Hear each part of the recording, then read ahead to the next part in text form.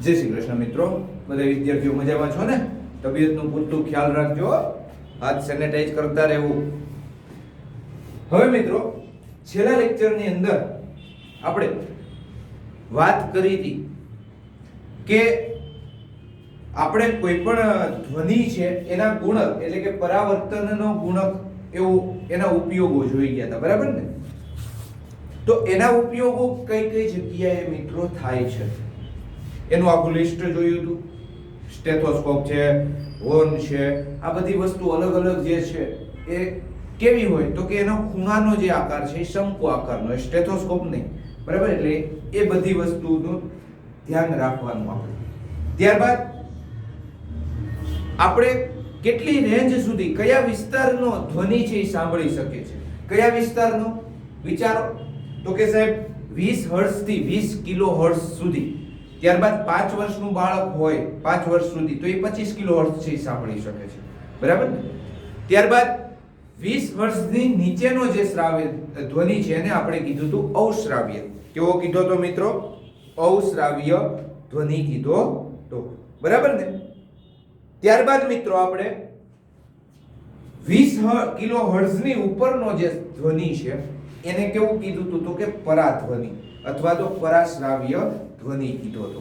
તો આજના લેક્ચરમાં મિત્રો આપણે પરાધ્વનિ છે એટલે કે 20 કિલો હર્ટ્ઝની ઉપરની જે રેન્જનો અવાજ છે એની ઉપયોગિતા કઈ કઈ જગ્યાએ થાય છે એની વિશે આપણે શું કરવાનો છે આજે અભ્યાસ. એટલે પરાધ્વનિની ઉપયોગિતા અથવા તો અનુપ્રયોગો, બરાબર?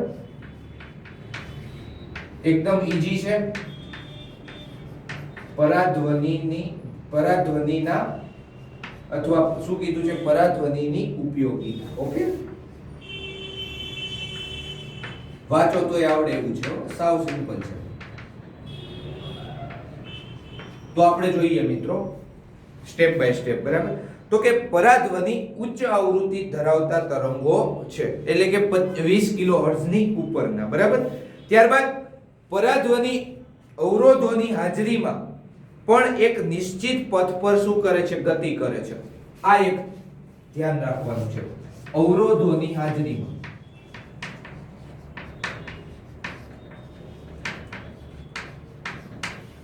નિશ્ચિત પથ પર શું કરે છે મિત્રો? ગતિ કરે છે. નિશ્ચિત પથ પર ગતિ મતલબ કે હું અહીંથી પરાદ્રાવ્ય ધ્વનિ છોડું, બરાબર? અલ્ટ્રાસાઉન્ડ કીધું તો એને, તો એ દિવાલની પેલી પાર પણ જઈ શકશે, બરાબર? એટલી એનામાં શું હોય છે? તાકાત હોય છે, બરાબર? એટલે કે અવરોધો હોય છતાં એ પોતાનો જે માર્ગ છે એ બદલતો નથી. અવાજ છે એ માર્ગ બદલી જાય છે, બરાબર? એટલે કે સામાન્ય અવાજ, સામાન્ય ધ્વનિ છે એની વાત કરું છું, પણ પરાધ્વનિ એ માર્ગ બદલતો નથી, ભલે અવરોધ હોય છતાં. ક્યાં ઉપયોગમાં થાય છે તો કે ઉદ્યોગો અને ચિકિત્સક ક્ષેત્ર એટલે કે દવાખાનામાં એનો ઉપયોગ થાય છે. ક્યાં થાય છે મિત્રો? ઉદ્યોગો અને ચિકિત્સક ક્ષેત્રે. ચિકિત્સક ક્ષેત્રે એનો ઉપયોગ કરવામાં આવે છે. કઈ કઈ જગ્યાએ તો આપણે જોઈએ. તો પહેલો ઉપયોગ છે મિત્રો, પરાધ્વનિ છે એ મોટે ભાગે ક્યાં વપરાય તો કે સાફ સફાઈમાં. સાફ સફાઈમાં? હા. કઈ જગ્યાએ તો કે મોટે ભાગે સાફ કરવા માટે ઉપયોગમાં લેવાય છે. જ્યાં સુધી પહોંચવું છે આપણે કેવું હોય? કઠિન હોય. દાખલા તરીકે કોઈ મારી પાસે એવી પાઇપ હોય, આવી વર્તુળાકાર પાઇપ હોય લોખંડની, તો શું મારે કરવું? અહીંયા કચરો હોય તો મારે શેનાથી સાફ કરવો પડે? તો કે એના માટે મિત્રો અલ્ટ્રાસાઉન્ડ છે. તો અલ્ટ્રાસાઉન્ડ શું કરશે? એ લોખંડ જે ધાતુની પાઇપ હોય અથવા તો જે હોય એની અંદર ખાલી જગ્યામાં પસાર થશે અને શું કરશે તો કે ધૂળના જે કણો છે એને જુદા પાડી દેશે, છૂટા પાડીને એથે કરી નાખશે. પછી તમે એક જગ્યાએથી પવન પસાર કરો તો એ નીકળી જાય અથવા તો બીજી કોઈ પદ્ધતિથી, બરાબર? તો અહીંયા કીધું છે કેવા તો કે સર્પિલાકાર નળી, વિષમ આકારના ભાગો, ઇલેક્ટ્રોનિક ઘટકો. તો આ બધી જગ્યાએ સફાઈ કરવામાં વપરાય છે. તો પહેલી ઘટના હું કઈ લખું છું? પહેલા ઉપયોગ તો કે સફાઈ કરવામાં, બરાબર? કેવી સફાઈ કરવામાં? તો કે જ્યાં પહોંચવું છે મુશ્કેલ હોય, બરાબર? આપણા હાથ છે ત્યાં પહોંચી શકે નહીં, જ્યાં પહોંચવું છે મુશ્કેલ. બરાબર, પહોંચવું શું છે મિત્રો, મુશ્કેલ છે. કેવા આકાર કીધા તો કે જેવા કે સર્પિલ આકાર, બરાબર. ત્યારબાદ કીધું છે તો કે વિષમ આકારના મતલબ કે જેને ઘાટઘૂંટ સરખી રીતની ના હોય, બરાબર, વિષમ આકાર. ત્યારબાદ ઇલેક્ટ્રોનિક ઘટકો, ઇલેક્ટ્રોનિક ઘટકો મતલબ કે ઇલેક્ટ્રોનિક ઘટકો સાવ સૂક્ષ્મ હોય, આપણે સફાઈ કરવા જઈએ તો કંઈક ડેમેજ પણ થઈ શકે છે, એટલા માટે પરાધ્વનિના ઉપયોગ કરી આપણે એની સફાઈ છે કરી શકીએ છીએ. શું કરે છે તો કે તેના પર પરાધ્વનિ આપાત કરતા એટલે કે મૂકતા, એની ઉપર છોડતા.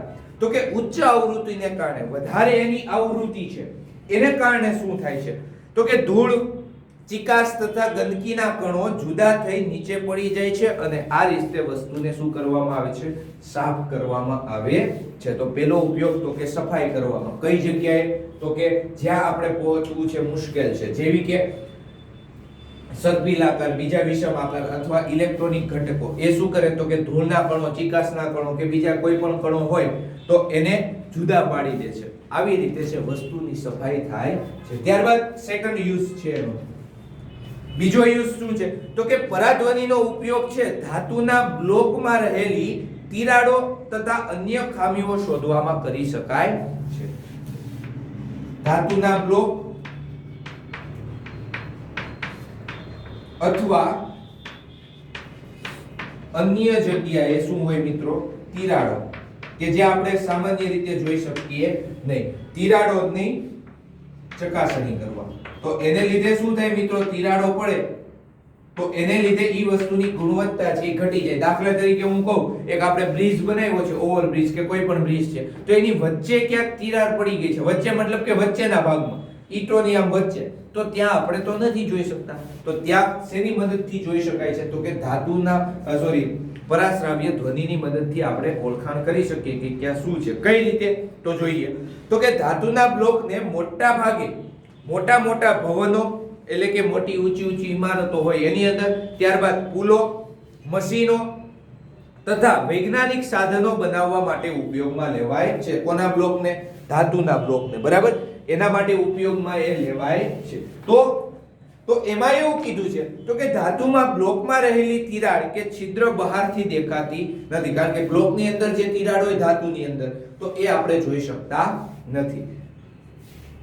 ત્યારબાદ કીધું છે તે ભવન કે પુલની મજબૂતીને ઓછી કરે છે, મતલબ કે એની મજબૂતી કોઈ કારણસર તિરાડ છે તો એને કારણે એની મજબૂતી છે એ શું થઈ શકે તો કે ઓછી થાય અને તૂટી પણ શકે, કે એના લીધે કેટલાય માણસોના જીવ છે એ જઈ શકે છે. તો એને રોકવા શું કરી શકાય તો કે પરાધ્વનિ તરંગો ધાતુના બ્લોક પર આપાત કરવામાં આવે છે, બરાબર. ત્યારબાદ પરાવર્તિત થતા તરંગો ડિટેક્ટર દ્વારા નોંધવામાં આવે છે. જો બ્લોકમાં થોડી પણ ખામી હોય તો પરાવર્તિત કિરણો એટલે કે તરંગો તરત જ પરાવર્તિત થઈને આપાત કિરણો તરત જ આપાત થઈને શું થાય છે, પરાવર્તિત થઈને જે ખામીની હાજરી સૂચવે છે. દાખલા તરીકે હું એક અહીંયા બ્લોક દોરું છું, બરાબર, અહીંયા શું છે મિત્રો, તિરાડ છે.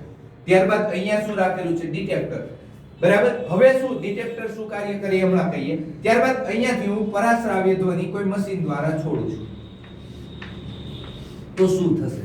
ત્યારબાદ એક ડિટેક્ટરને હું અહીંયા રાખી દઉં છું. શા માટે એ હવે ખબર પડે તો કે પરાશ્રાવ્ય ધ્વનિ છે, જો આ તિરાડ નહીં હોય ને તો અહીંયાથી શું થશે, પસાર થઈ જશે ધાતુના બ્લોકમાંથી સીધે સીધા અને ડિટેક્ટ થઈ જશે. ક્યાં ડિટેક્ટ મતલબ કે નોંધી લેવાશે કે અહીંયા છે કે કિરણો પરાધ્વનિ વાળા કિરણો છે એ સીધે સીધા અહીંયા નીકળી ગયા, આપણને ખબર પડશે ડિટેક્ટર થ્રુ. જો ડિટેક્ટર નહીં હોય તો આપણે પરાશ્રાવ્ય ધ્વનિ તો કઈ જોઈ શકતા નથી, પરાધ્વનિ, બરાબર. ત્યારબાદ મિત્રો જો તિરાડ હશે ને ત્યારે શું થશે, તિરાડ હોય ત્યારે તો મિત્રો તિરાડ હશે ને ત્યારે શું થાય તો કે આ પરાશ્રાવ્ય ધ્વનિ છે ત્યાંથી એના એ જ માર્ગે શું થઈ જશે, પાછા આવી જશે. મતલબ કે અહીંયા ડિટેક્ટરમાં એ દેખાશે નહીં. ત્યારબાદ અહીંયા ડિટેક્ટર રાખ્યું હોય તો ખબર પડી જશે કે નહીં, અહીંયાથી જે વસ્તુ મોકલી છે આપણે એ પાછી અહીંયા ડિટેક્ટ થઈ ગઈ, મતલબ કે ક્યાંક ખામી છે. જો એ પાછા ફરે તો, બરાબર, જો પાછા ફરે તો ખામી છે, તો આપણે એનું શું કરી શકીએ તો કે રિપેરિંગ કામ છે એની ઉપર કરી શકાય. જો તમને આકૃતિ આપેલી જ છે. ઓકે, ત્યારબાદ આગળ વધીએ મિત્રો. સામાન્ય ધ્વનિ જેની તરંગ લંબાઈ કેવી હોય તો કે વધારે હોય તેમ ખામીયુક્ત ખૂણાઓ હોય. બરાબર, તો ખામીયુક્ત સ્થાનના ખૂણાઓ પાસેથી વાંકા વળી જાય છે અને ડિટેક્ટર સુધી પહોંચી જાય છે. તેથી આવા ધ્વનિનો ઉપયોગ છે એ કરી શકાય નહીં. મિત્રો, જેની તરંગ લંબાઈ વધારે હોય ને એની આવૃત્તિ કેવી હોય? ઓછી હોય. એ ધ્યાન રાખવાનું. તરંગ લંબાઈ વધારે તો આવૃત્તિ છે એ કેવી હોય? ઓછી. તો સામાન્ય તમે ધ્વનિ મોકલો છો તો એ કિસ્સામાં શું થાય તો કે હું અહીંયા બોલું છું મિત્રો, આ દિવાલ સામે, બરાબર, અહીંયા એક કાણું હોય તો એ કાણા થ્રુ પણ અવાજ થોડો ઘણો જશે, પણ પરાશ્રાવ્ય ધ્વનિ છે એટલે કે પરાધ્વનિ છે એ જશે નહીં. બરાબર, સામાન્ય જે આપણે બોલીએ છીએ એ ત્યાં ચાલે નહીં. કેમ તો કે હું અહીંયા બોલતો હોય ને અહીંયા ખૂણો ખાલી રાખું તો ત્યાંથી એમને પસાર થઈ શકે, એટલે એ ચાલે નહીં. કયો ધ્વનિ જોઈએ તો કે પરાધ્વનિ. તો આ બીજો ઉપયોગ થઈ ગયો. તો મેટલમાં કોઈ તિરાડ હોય મેટલના બ્લોકમાં તો એને ઓળખવા માટે પરાધ્વનિનો ઉપયોગ થાય છે મિત્રો.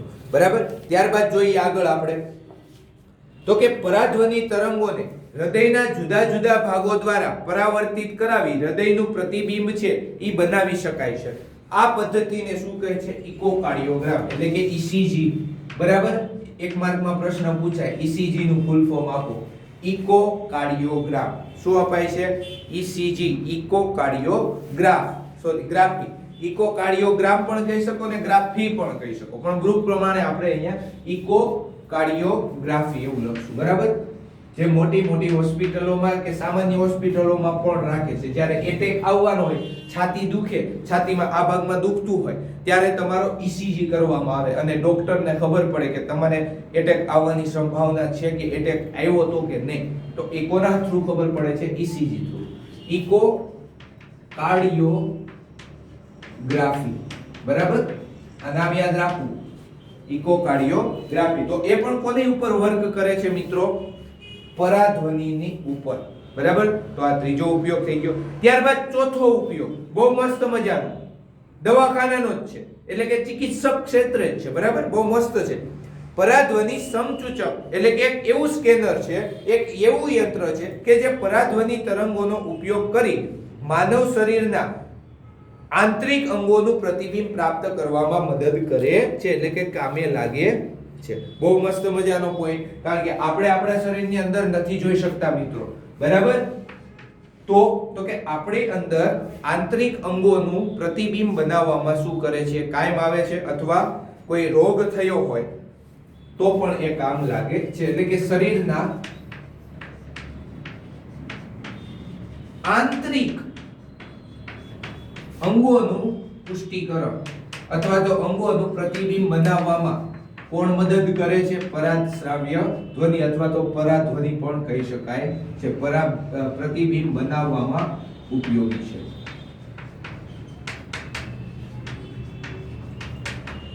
ત્યારબાદ આગળ વધીએ આની અંદર, આ જ ટોપિકની અંદર.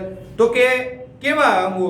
તો કે યકૃત છે, ત્યારબાદ પિત્તાશય છે, બરાબર, જઠર છે, ગર્ભાશય છે, કિડની છે, વગેરેના પ્રતિબિંબો મિત્રો આપણે આના થ્રુ બનાવી શકીએ છીએ. તમે કદાચ સોનોગ્રાફી કરી હોય તો ખ્યાલ હશે.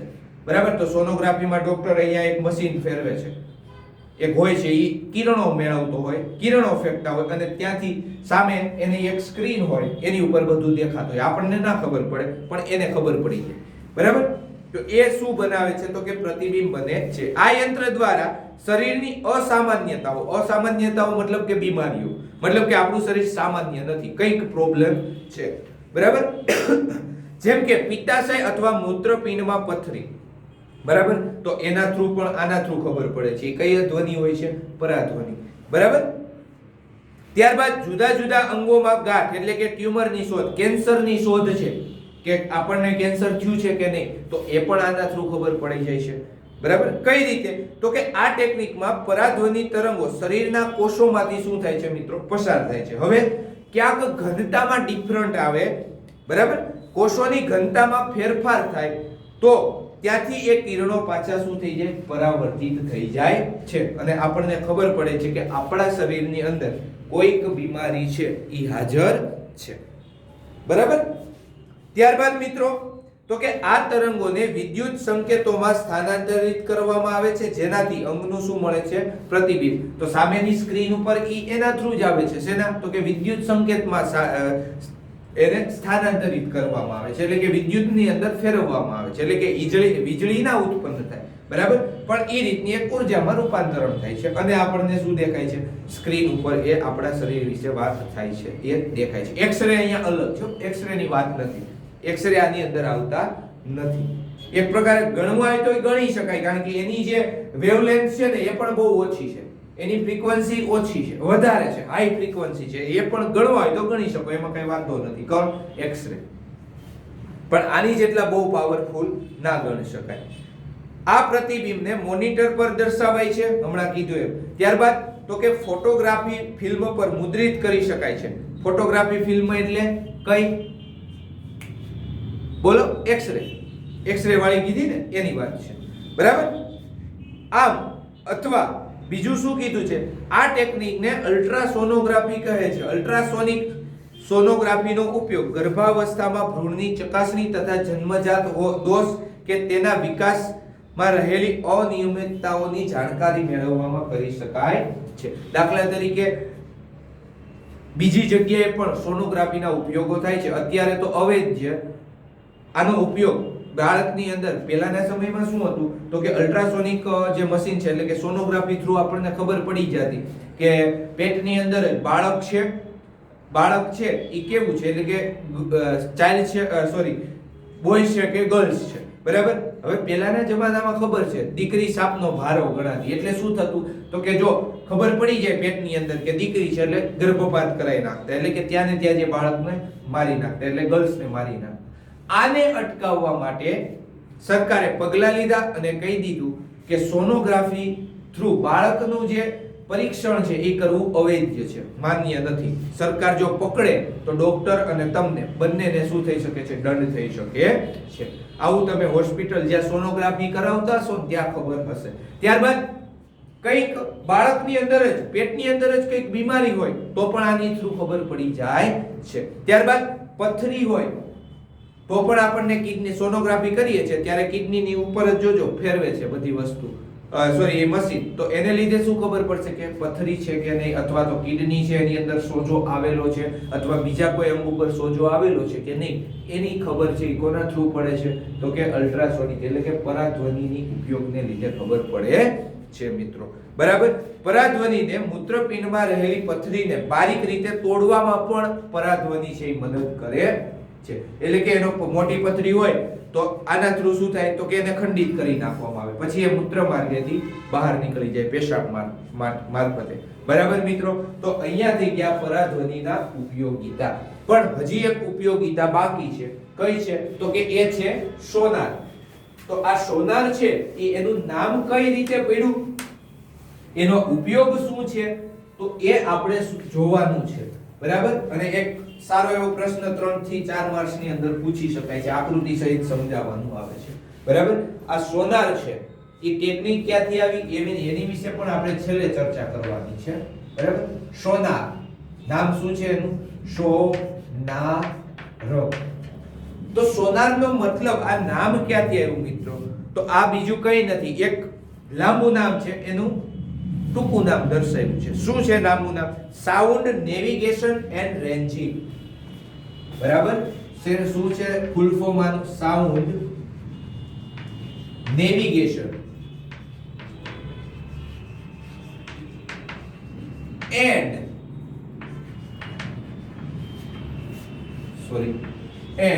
રેન્જિંગ.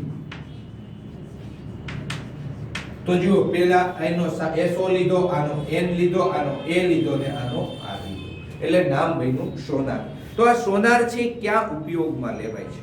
બરાબર. તો ખાસ કરીને સોનાર એક એવું સાધન છે કે જેની મદદથી પાણીમાં ઊંડે સુધી વસ્તુઓનું અંતર, દિશા તથા વેગ માપવા માટે કરી શકાય છે. કોનો ઉપયોગ? પરાધ્વનિનો ઉપયોગ. શું તો કે દરિયાની અંદર, એટલે કે પાણીમાં ઊંડે, કે જ્યાં આપણે જોઈ શકીએ નહીં. પાણીમાં ઊંડે. શું? તો કે વસ્તુઓનું અંતર, કોઈ વસ્તુ પડી હોય તો એનું અંતર છે એ કેટલું છે? વસ્તુઓનું અંતર. ત્યારબાદ દિશા પણ આના થ્રુ જાણી શકાય છે. કોના થ્રુ? દિશા. આપણે પરાધ્વનિમાં થોડીક વાત કરી હતી આગળ, તો દિશા પણ જાણી શકાય છે.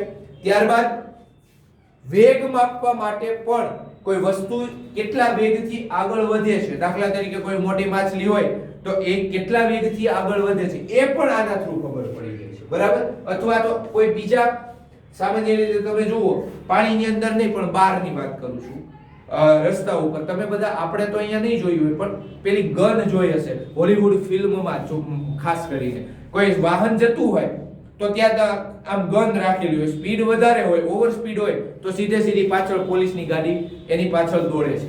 તો આ શું છે? તો ત્યાં પણ મિત્રો પરાશ્રાવ્ય ધ્વનિ જ છે. બરાબર? તો આ તો પાણીમાં પણ વસ્તુનો વેગ છે, તમે માપી શકો છો, વસ્તુનો વેગ. ત્યારબાદ મિત્રો બીજે ક્યાં મપાય છે ખબર? આપણે બોલિંગ કરીએ મેચની અંદર, ક્રિકેટ મેચ ચાલતી હોય ત્યાં ખાસ કરીને બોલિંગની સ્પીડ માપવામાં પણ આનો જ ઉપયોગ થાય છે, અલ્ટ્રાસાઉન્ડ. બરાબર? એટલે કે પરાધ્વનિનો જ ઉપયોગ થાય છે. તો આ કાર્ય છે મિત્રો કઈ રીતે કરે? તો એની અંદર મિત્રો એક હોય ટ્રાન્સમિશન અને બીજું હોય ડિટેક્ટર. શું હોય એનું કાર્ય? શું જણાવીએ હમણાં. તો આની રચના કેવી હોય? તો એક હોય ટ્રાન્સમીટર અને બીજું શું હોય? ડિટેક્ટર. બીજું શું હોય મિત્રો? ડિટેક્ટર. શું કરે? તો ટ્રાન્સમીટર છે ને એ કિરણોને મોકલશે, તરંગોને. એ શું કરે? આપાત કરવાનું કાર્ય કરે. અને ડિટેક્ટર તો આપાત થયા પછી નીચે કોઈ વસ્તુ હોય ત્યાંથી એ અથડાય અને શું થાય? પાછું આવે. બરાબર? તો ડિટેક્ટર એને શું કરે? ડિટેક્ટ કરે. તો હવે આની ઉપરથી કેમ ખબર પડે? તો એ હવે જોવાનું છે. દાખલા તરીકે એક સ્ટીમર અહીંયા પાણીમાં તરે છે. બરાબર? સ્ટીમરમાં લઈ શકાય ઉપયોગમાં, પછી ઓલી સબમરીનમાં પણ તમે ઉપયોગમાં લઈ શકો. અહીંયા શું છે? એક સ્ટીમર છે, આ દરિયાની સપાટી છે. બરાબર? તો અહીંયા શું લાગેલું? એક ટ્રાન્સમીટર ને અહીંયા શું હોય? ડિટેક્ટર. અહીંયા નીચે તો કે આ ટ્રાન્સમીટર આપાત કરે કિરણને અને આ શું કરે મિત્રો? ડિટેક્ટ કરે. બરાબર? એ રીતની શું હોય છે? રચના આવેલી છે. ત્યારબાદ ટ્રાન્સમીટર પરાધ્વનિ તરંગ છે ઉત્પન્ન કરી પ્રસારણ કરે, એટલે કે ટ્રાન્સમિટ કરે, મોકલે છે. ત્યારબાદ આ તરંગો પાણીમાંથી પસાર થઈ સમુદ્રના તળિયે રહેલી વસ્તુ પર પડે છે. ક્યાં? સમુદ્રના તળિયે રહેલી વસ્તુ પર. ત્યારબાદ ત્યાંથી અથડાઈને પરાવર્તન પામી ડિટેક્ટર દ્વારા એની શું થાય છે? નોંધ થાય છે. તો આના થ્રુ શું ખબર પડે? તો હવે જુઓ મિત્રો, તો ડિટેક્ટર પરાધ્વનિ તરંગોને વિદ્યુત સંકેતોમાં બદલે છે. બરાબર? શેની અંદર બદલે છે? વિદ્યુત સંકેતોની અંદર. મતલબ કે નીચે શું પડ્યું છે એની, જેવી રીતે આપણે શરીરમાં જોતા હતા કે અંગો છે એનું વિદ્યુત સંકેતોને મોકલે છે અને આપણે સ્ક્રીન ઉપર જોઈ શકીએ છીએ. એમ અહીંયા પણ આના થ્રુ આ જે ડિટેક્શન થઈને આવ્યો એને શેની અંદર પરિવર્તન કરવામાં આવે છે? તો કે વિદ્યુત સંકેતોમાં, અને સ્ક્રીન ઉપર જોશે કે અહીંયા કંઈક વસ્તુ છે. બરાબર? અથવા તો એ આટલી સ્પીડથી ગતિ કરે છે. ત્યારબાદ પાણીમાં ધ્વનિનો વેગ તથા પરાધ્વનિના ટ્રાન્સમિશન અને રિસીવર વચ્ચેના સમયગાળાની મદદથી વસ્તુના અંતરની ગણતરી કરી શકાય છે. શું કીધું? તો કે પાણીનો આનો જેટલો વેગ હોય ને એના ઉપરથી. બરાબર? આપાત અને પરાવર્તિત જે સમયગાળો છે એની ઉપરથી શું નક્કી થાય છે? તો કે કેટલી દૂર છે, એટલે કે એનું અંતર મપાય છે. જેવી રીતે આપણે પડઘામાં વાત કરતા હતા, અહીંયા સામે દિવાલ છે તો હું બોલું છું, ત્યાંથી અથડાય છે અને અવાજ પાછો આવે છે, તો બે અંતર છે મારાથી અને સામી દિવાલથી, એટલે કે સ્ત્રોતથી અને દિવાલથી. એકવાર અંતર કાપશે, બીજી વાર પાછો આવશે, એટલે ટોટલ કેટલું અંતર થશે? 2D થશે. બરાબર? એટલે આ રીતે એકવાર મોકલું, બીજી વાર પાછું એના જ માર્ગે આવ્યું, મતલબ કે ત્યાંથી પરાવર્તિત થઈને એટલું અંતર કાપ્યું. તો અહીંયા મિત્રો એવું કીધું છે કે ધારો કે પરાધ્વનિ સંકેતના ટ્રાન્સમિશન અને રિસીવિંગ વચ્ચેનો સમયગાળો કેટલો છે? t. મતલબ કે અહીંથી ટ્રાન્સમિટિંગ કર્યું અને અહીંયા પાછું આવ્યું, તો એ સમયગાળો કેટલો લીધો? t. ત્યારબાદ કિરણ આજે પરાધ્વનિએ અંતર કેટલું કાપ્યું છે એ જોવાનું છે. ત્યારબાદ એનો વેગ કેટલો છે તો કે v છે. તેનો પાણીની અંદર જેટલો હોય એટલો, પાણીની અંદર બહાર હોય તો એનો વેગ અલગ હોય. ત્યારબાદ અંતર કેટલું કાપશે d અને પાછું d એટલે 2d. તો આપણે અંતર કઈ રીતે માપતા હતા યાદ કરો, આ રીતે 344 કર્યું હતું એને ગુણ્યા 0.1 કર્યું હતું, યાદ છે? બરાબર કેટલું આવ્યું હતું 34.4 મીટર. તો અહીંયા પણ સેમ જ થિંગ છે. શું તો કે 2d એટલે જો કેવું શું કીધું છે 2d કારણ કે આવે છે અને પાછું જાય છે એટલે અહીંયા શું લીધું છે 2d બરાબર t ગુણ્યા v. શું લીધું છે મિત્રો 2d બરાબર t ગુણ્યા v. આ સૂત્ર ક્યાંથી આવ્યું તો અહીંયાથી. વેગ બરાબર અંતરના છેદમાં સમય. તો અંતરના છેદમાં સમય છે તો અંતર બરાબર કેટલો છે તો કે એકવાર જાય છે પાછું આવે છે એટલે 2d એટલે કે અંતર છે એને કરતા બનાવી દો તો શું આવે તો કે વેગ ગુણ્યા સમય. તો વેગ ગુણ્યા સમય થઈ ગયો, અંતર કેટલું છે 2d. બરાબર. આની ઉપરથી શું કરવામાં આવે છે તો કે એની નોંધ છે એ કરવામાં આવે છે. આ વિધિને શું કહે છે, આખી જે વિધિ છે એને તો કે એને કહે છે ઇકો રેન્જિંગ. શું કહે છે મિત્રો ઇકો રેન્જિંગ એટલે પડઘો અવધિ. કેટલી વારમાં આ થાય છે. ત્યારબાદ સોનાર ટેકનિકનો ઉપયોગ સમુદ્રની ઊંડાઈ જાણવા માટે પણ કરવામાં આવે છે તથા પાણીની અંદર રહેલા પહાડો, ખીણો, સબમરીનો, હિમશિલાઓ, ડૂબેલા જહાજો વગેરેની જાણકારી પ્રાપ્ત કરવા માટે શેનો ઉપયોગ થાય છે મિત્રો સોનારનો ઉપયોગ થાય છે. એટલે કે આ ટેકનિકનો ઉપયોગ થાય છે. તો અહીંયા મિત્રો આપણે સોનાર વિશે વાત કરી કે સોનાર શું છે તો કે સાઉન્ડ નેવિગેશન એન્ડ રેન્જિંગ ઉપરથી આવ્યું છે. શું કામ કરે તો કે પાણીમાં ઊંડે રહેલી વસ્તુઓનું શું વસ્તુઓ છે, કેટલું અંતર છે, દિશા છે, વસ્તુનો વેગ છે એ જની માહિતી મળે છે. રચના શું હોય, એક હોય ટ્રાન્સમીટર અને બીજું હોય ડિટેક્ટર. ટ્રાન્સમીટર શું કરે તો કે પરાધ્વનિ ઉત્પન્ન કરી અને ટ્રાન્સમિટ કરે. ડિટેક્ટર શું કરે આ ટ્રાન્સમિટ થયેલું પાછું પરાવર્તિત થાય અને એને ડિટેક્ટર ડિટેક્ટ કરી અને વિદ્યુત સંકેતમાં ફેરવે અને એ વિદ્યુત સંકેતને આધારે જે સબમરીનમાં કોઈ કે આ સ્ટીમરમાં કોઈ બેઠા હોય અને એ શું લે તો કે અહીંયા આટલી ઊંડાઈ છે, અહીંયા કંઈક બીજું શોધ છે, પહાડો છે, હિમશિલાઓ છે. બરાબર. તમને ટાઇટેનિકની આ કહાની યાદ હશે તો એ હિમશિલાને લીધે જ થયું પણ એ હતું જમીન ઉપર પાણીની ઉપર તરતું હતું પણ નીચે પણ હોય ને. દાખલા તરીકે આ સ્ટીમર છે થોડોક ભાગ અહીંયા નીચે હશે ને આ રીતે, અહીંયા દાખલા તરીકે આપણે ડિટેક્ટરને લગાવ્યું છે તો નીચે હોય ને અહીંયા કંઈક વસ્તુ પહાડ હોય ખબર ના પડે તો અમુક કિરણો ત્રાસા પણ મોકલાતા હોય, એવું જરૂરી નથી. સબમરીન છે તો પોતાની આગળ પણ જોતી હોય કે શું છે આગળ, કેટલા અંતરે પહાડ છે કારણ કે એ તો પાણીની અંદર જતી હોય ને, એ પાણીની અંદર જતી હોય એટલે તો અહીંયા શું હોય એક પહાડ હોય તો એને તો ખબર ના પડે, દેખાય નહીં તો શું કરે આગળથી એ ટ્રાન્સમિટ કરતી હોય તો એને આગળથી પણ ખબર પડી જાય. બરાબર. તો આગળથી ડિટેક્ટ કરીને ધારે કે કઈક વસ્તુ છે તો પાછો એ કિરણ આવ્યું એટલે ખબર પડી જાય મિત્રો. બરાબર. ત્યારબાદ ટી જો સમય હોય મતલબ કે ટ્રાન્સમિટિંગ સમય અહીંયાથી અહીંયા પાછો પહોંચે એ દરમિયાન. વી શું હોય તો કે પાણીની અંદર એ સાઉન્ડનો એટલે કે પરાધ્વનિનો વેગ હોય. ત્યારબાદ 2d તો કે એને અંતર કાપ્યું છે એની ઉપરથી આ સૂત્ર ઉપરથી આપણે લઈએ t ગુણ્યા v મિત્રો. બરાબર. નેક્સ્ટ લેક્ચર ની અંદર 12.3 ઉદાહરણ અને આનો થોડોક એવો ભાગ બાકી છે એ જોવાનો છે અને ત્યારબાદ છેલ્લો ટોપિક કાનની સંરચના એટલે કે કાનનું વર્કિંગ છે એ જાણવાનું છે, માનવ કાનની સંરચના. બરાબર. થેન્ક યુ મિત્રો. જય શ્રી કૃષ્ણ.